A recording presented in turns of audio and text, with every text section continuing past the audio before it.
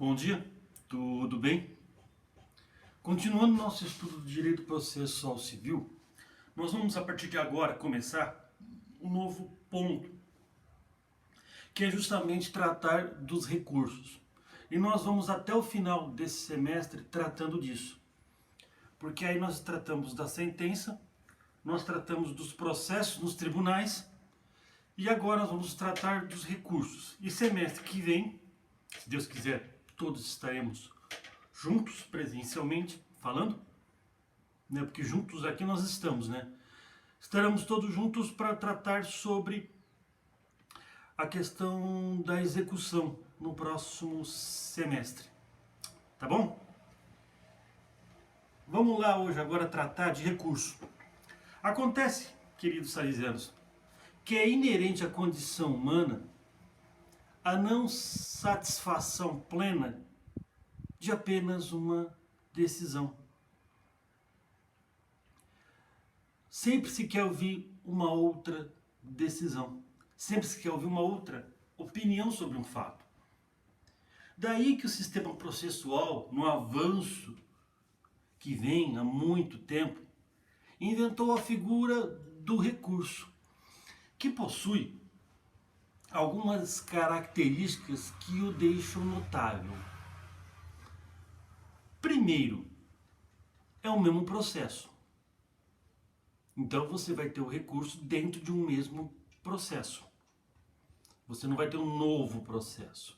A reclamação que nós estudamos na aula passada não era um recurso. É uma ação específica de impugnação de decisão judicial.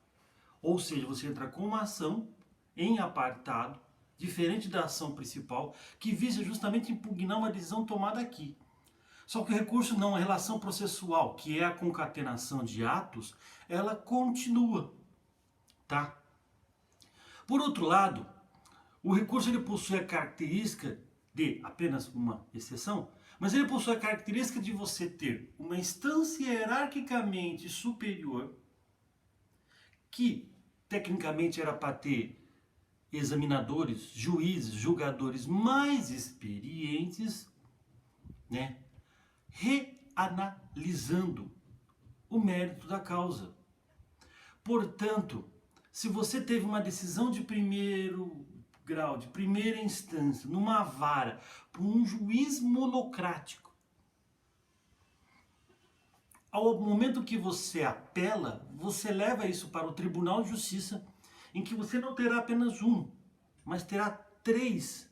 E não serão juízes, serão desembargadores, com tempo de experiência superior ao juiz de primeira instância, que vão reexaminar a sua causa. Então, além de você ter apenas a opinião de 3 pessoas, e não apenas uma, você terá a opinião de pessoas mais vivência jurídica, com mais tempo de julgamento. E também de segunda para terceira instância, de terceira para quarta. O sistema ele foi feito de uma tal maneira pela qual a instância hierarquicamente superior, que vai reexaminar tua causa, teoricamente, hipoteticamente, você será reexaminado por pessoas com maior nível de experiência, com maior nível de vivência. Ou seja, além de sua causa ser reapreciada, reanalisada, será feito por um colegiado mais experiente do que realmente, de quem aquele que inicialmente proferiu a decisão que você está recorrendo. Tá? Uma característica também dos recursos é que, enquanto há processo, há vida. Você já deve ter ouvido essa expressão, mas é uma expressão que a gente usa muito para o leigo. Enquanto há processo, há vida. Por que enquanto há processo, há vida? Você pode ter tido uma decisão. Dessa decisão você apela, você recorre. Quando você recorre, não aconteceu o fenômeno da preclusão ou da coisa julgada, do trânsito em julgado. Então, se você tem uma decisão interlocutória, dessa decisão interlocutória dada pelo juiz no curso do processo, você agrava de instrumento, essa decisão ela ainda está sendo discutida. Se ela está sendo discutida, ela pode ser modificada, pode ser anulada, pode ser revogada.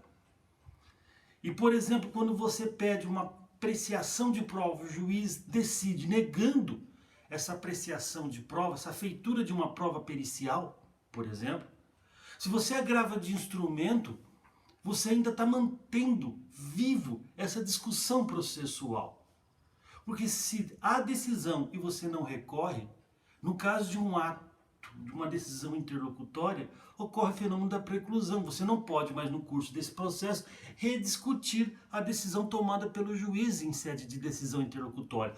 Por outro lado, enquanto você recorre de uma sentença, enquanto você recorre de um acórdão, não há o trânsito em julgado. E se não há trânsito em julgado, nós não temos decisão definitiva. E se nós não temos decisão definitiva, em tese ainda não cabe execução dessa decisão. Infelizmente, essa questão da recorribilidade faz com que nós tenhamos, de vez em quando, principalmente saindo aí na mídia, alguns processos pelas quais você tem a apelação, da apelação ao STJ você tem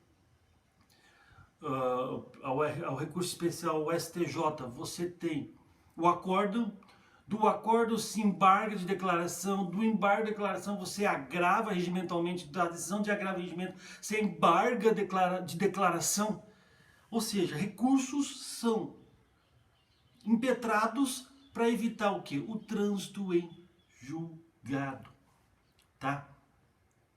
O que visa um recurso? Reavaliar dois tipos de erros que podem acontecer no julgamento, que é o erro improcedente e o erro injudicando.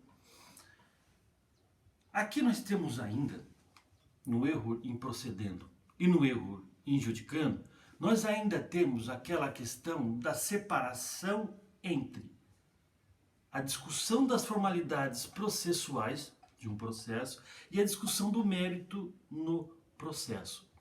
Vocês devem lembrar das condições da ação, dos pressupostos processuais que são necessários para que seja analisado o mérito levado ao processo, o bem de vida discutido, a lide. Por outro lado, é essencial que as condições da ação e os pressupostos processuais estejam ok para que a lide seja discutida no processo. Da mesma maneira que nós temos a coisa julgada formal e nós temos a coisa julgada material. Coisa julgada formal é quando o processo em si transita em julgado. E coisa julgada material é quando o bem discutido em vida é transitado em julgado. Não cabe mais discussão da lide. Aqui nós temos a mesma coisa. O erro improcedendo é quando você pede uma revogação de uma decisão porque houve violação de normas processuais, das condições da ação. Geralmente acontece recurso com erro improcedendo quando há irregularidades insanáveis na citação. A citação foi mal executada, o réu não foi devidamente citado, o processo corre à revelia. Tá bom? Vício esse, diga-se passagem, insanável até, não tem como remediar. Não adianta vir com o princípio da instrumentalidade das formas para tentar revogar tudo isso daí. Por outro lado, você tem os vícios de conteúdo, que justamente visa repreciação da prova. Ou seja, você vai ao órgão hierarquicamente superior querendo que a prova seja reanalisada, os fundamentos, os fatos, a matéria do direito seja novamente reavaliado. Tá bom? Uma outra característica dos recursos é a impossibilidade de renovar fatos e argumentos. É o bendito princípio da concentração, também chamado princípio da eventualidade, pela qual todos os argumentos que você tem para deduzir na petição inicial tem que serem deduzidos. Todos os argumentos, todas as alegações e todas as provas. Você tem que deduzi-las na petição inicial. Nem que essas provas depois você requer a produção delas no curso do processo. E a mesma coisa acontece também na defesa. Tudo que você pode argumentar, você tem que argumentar na defesa. E aí, acontece que quando você for recorrer, você não pode inovar, você não pode inventar. Isso, infelizmente, acontece muito lá no escritório, quando muitas vezes chega sustentação oral para fazer, de recurso, e a gente verifica que, infelizmente, o colega, na hora de recorrer, poderia ter deduzido uma pretensão recursal, poderia ter deduzido uma pretensão na defesa, poderia ter deduzido uma pretensão na petição inicial, alegado algo na petição inicial, alegado algo na defesa. E aí o que acontece? Aí o que acontece é que quando muitas vezes ou chega o recurso para nós fazermos, ou a sustentação oral para nós fazermos, a gente não pode alegar nada além do que já foi alegado na instância originária, da qual a gente está recorrendo, né?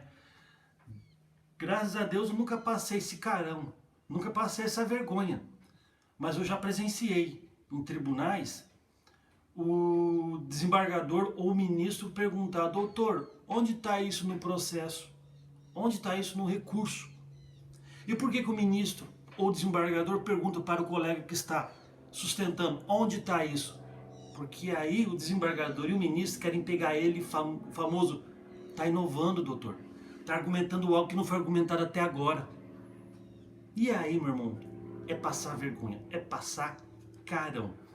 Como toda sua regra, tem exceção? Sim, tem exceção. Pode acontecer que depois de você ter feito as deduções no curso do processo, seja na petição inicial, seja na defesa, vier fatos supervenientes que modifiquem, que podem levar à modificação do teor da sentença.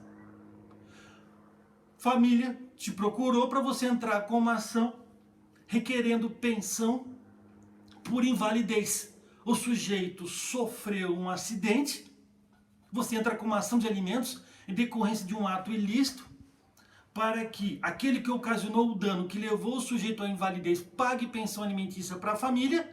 E no curso do processo, depois de você ter entrado com a petição inicial, depois da defesa ter ofertado sua defesa, o sujeito veio morrer. E o que era uma pensão para uma pessoa que está inválida, vira uma pensão por morte para os seus herdeiros, para os seus dependentes. Também você pode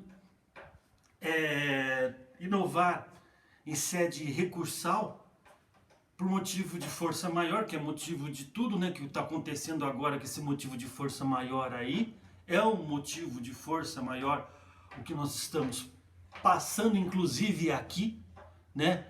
Não se esquecendo que essa relação de consumo que vocês têm com o unisalesiano está tendo força maior, tá? Por isso nós estamos aqui tendo videoaula. E por último, alegações de matéria de ordem pública, que podem ser alegadas a qualquer tempo, como por exemplo a ausência de pressupostos processuais, a ausência de condições da ação, prescrição e decadência. Você pode alegar isso pela primeira vez em sede recursal, sem ter deduzido isso em petição inicial e em defesa. Beleza? Obrigado.